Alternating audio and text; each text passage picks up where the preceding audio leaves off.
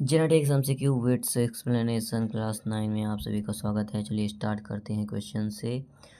Back cross breeding is mainly use for. Back cross breeding का मुख्य रूप से जो यूज़ होता है वो किस में किया जाता है? तो transfer of single desirable trait के लिए किया जाता है।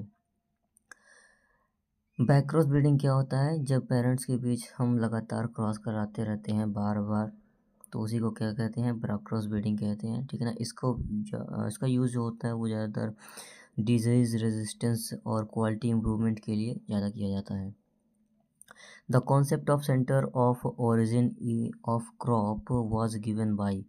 फसलों की उत्पत्ति केंद्र की संकल्पना किसने दी थी? ऑप्शन नंबर सी निकोलाई वेवलो ने की थी, ठीक है ना। वेवलो ने कब की थी? 1926 में सेंटर ऑफ ओरिजिन बताया था। 8 प्रमुख होते हैं, ये आपको याद रखना है। Which technique is use for gene transfer in plant using agrobacterium tumefaciens. पौधों में एग्रोबैक्टीरियम ट्यूमिफिजेंस का उपयोग करके जीन स्थानांतरित के लिए कौन सी तकनीक प्रयुक्त होती है? Recombinant DNA technology, option number D. देखो ये क्या होता है कि रिकॉम्बिनेंट डीएनए टेक्नोलॉजी में दो या दो से अधिक जो डीएनए होते हैं उनको क्या करते हैं, उनके अणुओं को क्या करते हैं, जोड़ते हैं और एक नया डीएनए बनाते हैं। इसी को क्या बोलते हैं? डीएनए रिकॉम्बिनेंट डीएनए टेक्नोलॉजी बोलते हैं, ठीक है ना। इसका उपयोग ज़्यादातर जीएम यानी जेनेटिक मॉडिफाई जीएम क्रॉप्स बनाने के लिए ज़्यादा यूज़ किया जाता है, ठीक है ना। इसी को क्या बोलते हैं? जीन क्लोन बोलते हैं। In F2 generation, the phenotypic ratio of a dihybrid crop showing complementary gene interaction is, यानी F2 पीढ़ी में यदि पूरक जीन परस्पर क्रियाएं हो रही हैं तो इसका अनुपात क्या होगा? हमेशा 9:7 होगा, 9:7 होगा, ठीक है ना। कम्प्लीमेंट्री जीन एक्शन हमको पता ही क्या होता है, जब दो अलग अलग जीन आपस में क्या मिलकर एक विशेष गुण पैदा करते हैं, ठीक है ना, वही क्या होता है? कम्प्लीमेंट्री जीन इंटरेक्शन होता है। जब दोनों जीन का डोमिनेंट एलील क्या होगा, या ए या बी होगा, ठीक है ना, तो नया फिनोटाइप बनेगा, ठीक है ना। जैसे हम कहाँ पे देखते हैं? स्वीट पी में देखते हैं। The phenomenon of cytoplasmic inheritance was first studied in which plant?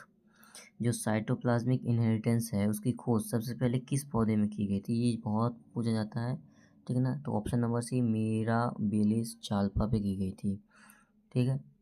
इसमें ज़्यादा याद करने की कुछ ज़रूरत है नहीं, सिर्फ इतना याद रखना है अपन को। Which of the following is an example of negative heterosis? Negative heterosis क्या होता है?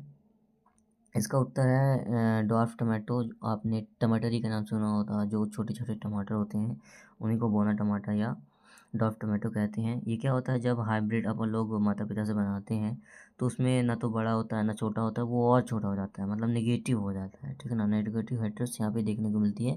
इसी को इनब्रीडिंग डिप्रेशन भी कहा जाता है, जो कि डॉट टमाटर में अपने को देखने को मिलता है, जो अपने आसपास के घर में भी लगे रहते हैं।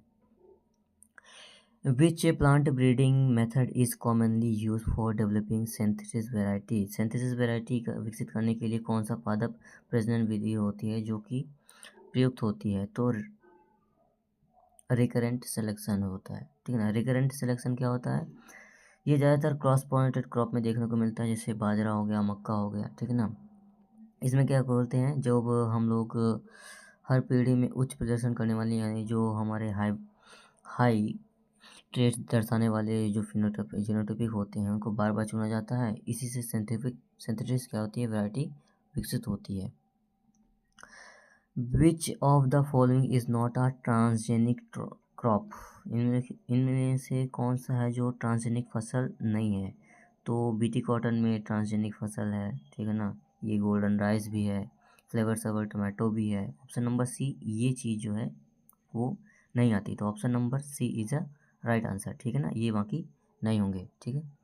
ये तो IR64 राइस जो है वो क्या है? एक ट्रेडिशनल ब्रीड है, ठीक है ना, ना कि जेनेटिकली मॉडिफाइड है, ठीक है ना। बीटी कॉटन राइस और ये फ्लेवर टमाटो जो भी था, ठीक है ना, इसमें विशेष जीन डालकर इनको विकसित किया गया। तो ऑप्शन नंबर सी जो है वो अपन का राइट आंसर है। Thank you so much.